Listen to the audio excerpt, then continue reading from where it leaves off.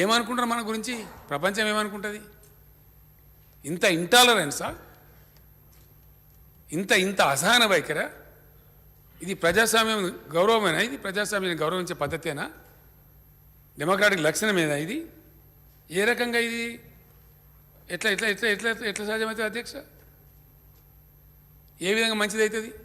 దయచేసి ఆలోచన చేయాలి. ప్రజాస్వామ్య ప్రియులు, డెమోక్రసీ మెచ్యూరిటీని కోరుకునేవాళ్ళు, సమాజ పురోగతిని కోరుకునేవాళ్ళు, అది జరుగుతాయండి, మానవ సహజం. తప్పు మనుషులన్న తర్వాత కొన్ని తప్పులు జరిగితే ఒప్పుకోవాలి, సిన్సియర్గా ఒప్పుకోవాలి, తప్పకుండా ఒప్పుకోవాలి. కొన్ని సందర్భాల్లో స్లిప్ టంగ్ కూడా ఉంటుంది. కొన్ని సందర్భాలు జరుగుతుంది. పెద్ద వ్యవహారం, ఇంత పెద్ద ప్రభుత్వం, ఇంత పెద్ద రాష్ట్రం, దేశం నడిపేటప్పుడు there maybe a slip. Sorry ఇట్లా జరిగిందని నేను చెప్తాం, చెప్పాలి కూడా. అట్లా కాదు బీబీసీ అయినా సరే బీబీసీని బ్యాన్ చేయి ఇండియాలో అంటే మాకు ఎవరికి ఖిలాఫ్ ఉండే వాళ్ళని అయితే బ్యాన్ చేయి, లేకపోతే ఓసేయి, లేకపోతే జైలు అయ్యి నిన్ను జైలు వేస్తాం, నీకు జైల్లో రూమ్ చూసి పెట్టినాం, ఇవేనా మాటలు? ఇది ప్రజాస్వామ్యం అంటారా? అనుకోవచ్చునా? దేనికి మంచిది ఇది? దయచేసి ఇది కరెక్ట్ కాదు. ఏ రకం కూడా మంచిది కాదు అధ్యక్ష. ఇది ఏ విధంగా కూడా ఈ టెంపరీ ఫేజ్ అధ్యక్ష 4 రోజులు 3 రోజులు ముచ్చట. ఎన్ని రోజులు ఉంటుందండి జులుము, ఇది గడబడు, ఇదంతా ఎన్ని రోజులు ఉంటుంది? 24 తర్వాత నేను 100% చెప్తున్నాను అధ్యక్ష. 24 దాటితే కథమే కుప్ప, 100%. ఒక్క దెబ్బల యాడికెళ్ళాడిపోతుంది అధ్యక్ష. ఒక్క లోక్నాథ్ జయప్రకాష్ నారాయణ గారు, ఇందిరాగాంధీ గారు అధ్యక్ష బంగ్లాదేశ్ వారు గెలిచిన తర్వాత స్వయంగా వాజ్పేయి గారు స్వయంగా లేచి Durgamata of India, Durgamata of Hindustan అని చెప్పి పొగిడిండు పార్లమెంట్ లోపల నిండు సభలో. ఇంటర్నేషనల్ లెవెల్లో, నేషనల్ లెవెల్లో అసలు ఆమెకు తిరుగులేనటువంటి ఆనాడు నాయకత్వం, బ్రహ్మాండమైనటువంటి మెజార్టీతో గెలిచింది ఆమె బంగ్లాదేశ్ వార్తలు. ఒక్క అలహాబాద్ జడ్జిమెంట్ అధ్యక్ష, ఒక్క అలహాబాద్ హైకోర్టు జడ్జిమెంట్, తద్వారా చెలరేగినటువంటి ఆ స్పార్క్ ఏం జరిగిందో మనందరికీ తెలుసు, మనందరం కూడా ప్రత్యక్ష సాక్షులు. అదే ఇందిరాగాంధీకి సమీపంలో కూడా, నియర్ పిక్చర్లో కూడా ఎవరు లేరు అనేటువంటి ఆలోచనలు పత్రికలు, పరిశీలకులు, కాలమిస్టులు అనేకం రాసేటువంటి క్రమంలో ఒక్క జడ్జిమెంటు టర్న్ ఎట్లా చేసి పడేసిందంటే సిచ్యువేషన్ను, అంత మహానాయకులకు ఇందిరాగాంధీని ఇట్లా గిల్లి పారేసింది దేశం. మళ్ళీ జనతా పార్టీ మళ్ళీ తప్పులు చేస్తే మళ్ళీ ఆమెనే మళ్ళీ 2 years లోపల తెచ్చి కూర్చోబెట్టింది అధ్యక్ష. ఇవ్వలం శాస్త్రం అధ్యక్ష. ప్రజాస్వామ్యంలో ప్రజల దయ, వాళ్ళకి ఇష్టం ఉంటే అవకాశం ఇస్తే సర్వీస్ చేస్తాం, లేకపోతే ఎవరికి చూసిన పని వాళ్ళు చేసుకొని బతకాలి, అంతవరకే. కానీ ఇంత మాత్రం ఇంత మిడిసిపాటు, ఇంత అహంకారం, కన్నుగానని మిన్నుగానని మాటలు మాట్లాడడం మంచిది కాదు. సంయమనం, సహనము ఉండాలి. కానీ ఇంత భయంకరంగా we can do things, we can undo things, it is not always, sorry, never in the history. ఎప్పుడు జరగలేదు, ఇప్పుడు కూడా జరగదు. చరిత్రనే కాదు అధ్యక్ష, అది సమాజం ఒప్పుకోదు, అది జరగదు. కాబట్టి మేము ఏం చేసినా కరెక్టే, ఏదైనా సరే చేస్తాం, ప్రతిదీ మేము చేసేదే రైటు అనే పద్ధతిలో చాలా గందరగోళమైనటువంటి పరిస్థితి ఉన్నది దేశం లోపల. అంతులేని ప్రైవేటైజేషన్, అడ్డగోలుగా గుడ్డేది చేనులో పడి వేసినట్టుగా, మంచిదాన్ని చెడ్డదాన్ని అన్నిటి, రైళ్ళు వాయ్, విమానాలు వాయ్, పోర్ట్లు వాయ్, రోడ్లు వాయ్, రైల్వే స్టేషన్లు వాయ్. ఏంది అధ్యక్ష? ప్రైవేట్ రైలు రానిబట్టే ఎక్కడ పోతుంది దేశం? చివరికి ఎల్ఐసిని ఎందుకు చేయాలి అధ్యక్ష? నాకు అర్థం కాదు. కేంద్ర ప్రభుత్వ బడ్జెట్ను మించినటువంటి అసెట్స్ కలిగినటువంటి 42 నుంచి 45 లక్షల కోట్ల రూపాయల వ్యవహారం చేస్తుంది LIC. World's largest insurance company LIC, భారతీయ ఆత్మ. గ్రామాల ప్రజలు ఇన్సూరెన్స్ కట్టినావా, బీమా కట్టినావా అని అనుకోరు అధ్యక్ష. ఏమైనా ఎల్ఐసి కట్టినావా అంటారు. ఏమైనా ఎల్ఐసి కట్టినావా లేదా, ముసలిం అవుతున్నావా?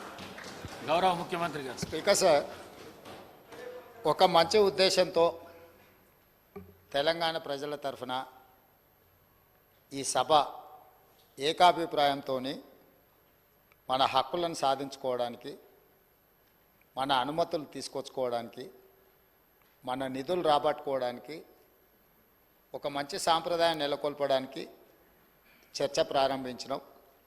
ప్రతిపక్షాలకు అవసరమైన మేరకు సమయం ఇవ్వాలి అని తమరిని అనుమతి అడిగినాం.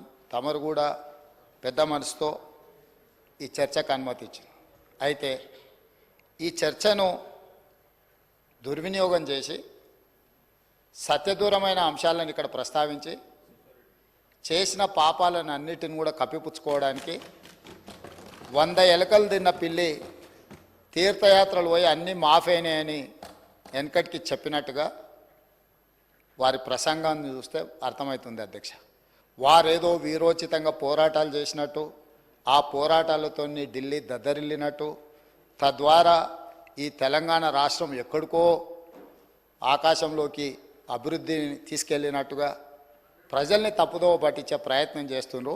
ఈ సభలో రికార్డ్స్ని సవరించాల్సిన బాధ్యత సభానాయకుడిగా నా మీద ఉన్నది అధ్యక్ష. వారు చెప్పిన సత్యదూరమైన వార్తలతో పాటు కొన్ని సత్యాలను ఈ సభలో ప్రస్తావించాల్సిన బాధ్యత నా మీద ఉన్నది అధ్యక్ష. 2014 నుంచి 2021 వరకు ఎన్డీఏ ప్రభుత్వానికి, మోడీ గారి ప్రభుత్వానికి రాజ్యసభలో మెజారిటీ లేదు అధ్యక్ష. ప్రతిసారి వారు ఏ బిల్లు తీసుకొచ్చినా, ఏ అంశాలు ప్రస్తావనకు తీసుకొచ్చినా రాజ్యసభలో ఆమోదం పొందాలి అని అంటే ఇటు లోక్సభలో కానీ అటు రాజ్యసభలో కానీ ఆనాటి ప్రభుత్వము వారు ఆరాధ్య దైవం అని చెప్పుకునే కల్వకుంట్ల చంద్రశేఖరరావు గారు పదే పదే మోడీ గారి ప్రభుత్వానికి ఏ విధంగా ఊడిగం చేసిండ్రో కొన్ని అంశాలను ప్రస్తావించదలుచుకున్న అధ్యక్ష. జిఎస్టీ బిల్లు తీసుకొచ్చినప్పుడు ఏప్రిల్ 5 అధ్యక్ష, ఏప్రిల్ 5 నాడు జిఎస్టీ బిల్లును లోక్సభ ఆమోదించిన ఎంబడే భారతదేశంలో ఎన్నో బీజేపీ ప్రభుత్వాలు ఉన్నా ఆ బీజేపీ ప్రభుత్వాల ముఖ్యమంత్రుల కంటే ముందు ఏప్రిల్ 9 తారీఖు నాడు అత్యవసరంగా శాసనసభ సమావేశాన్ని ఏర్పాటు చేసి ఇంత అద్భుతమైన జిఎస్టీ బిల్లును నరేంద్ర మోడీ గారు తీసుకొచ్చిండ్రు. నరేంద్ర మోడీ గారు తెచ్చిన జిఎస్టీకి మేము సంపూర్ణంగా మద్దతు పలుకుతున్నాం. ఇదే కాకుండా వారు ఆ రోజు ఏం చెప్పిండ్రు,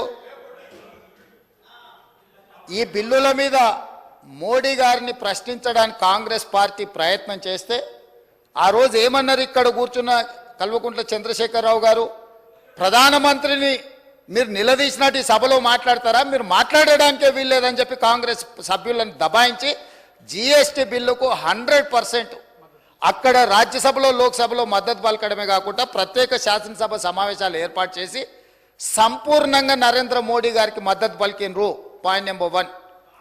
అదేవిధంగా 2018 జూలై 21 నాడు మోడీ గారి కేంద్ర ప్రభుత్వం మీద కాంగ్రెస్ పార్టీ అవిశ్వాస తీర్మానం ప్రవేశపెడితే ప్రతిపక్ష పార్టీలని కాంగ్రెస్ ప్రవేశపెట్టిన అవిశ్వాస తీర్మానానికి అనుకూలంగా ఉంటే ఆనాడు అవిశ్వాస తీర్మానంలో ప్రతిపక్షాలకు మద్దతు ఇవ్వకుండా మోడీ గారికి మద్దతు ఇవ్వడానికి ఓటింగ్లో పాల్గొనకుండా వాకౌట్ చేసి బయటకు వెళ్ళిపోయినారు అధ్యక్ష. అంటే వాకౌట్ చేయడం కూడా మోడీ గారికి మద్దతుగా ఆ ప్రభుత్వాన్ని నిలబెట్టడానికి 2018లో ఇచ్చేసిండ్రు అధ్యక్ష.